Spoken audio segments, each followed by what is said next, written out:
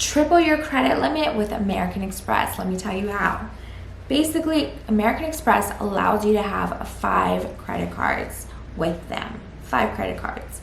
So imagine you have an American Express Business Gold card for $20,000.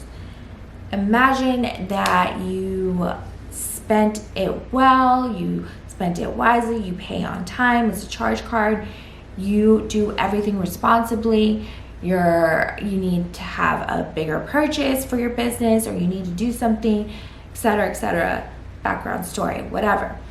What you do is you call up American Express on the number on the back of your card, and you say, hey, I need either a credit limit increase or I want another card.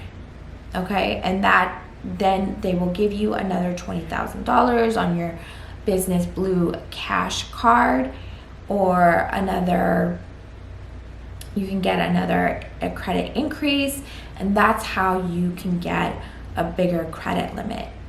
It's really simple. You just treat the money good, you pay your bills on time, and you create a history with American Express, and that way you can have up to 5 credit cards with the same limit, if not more, if you ask, as long as you're treating things responsibly.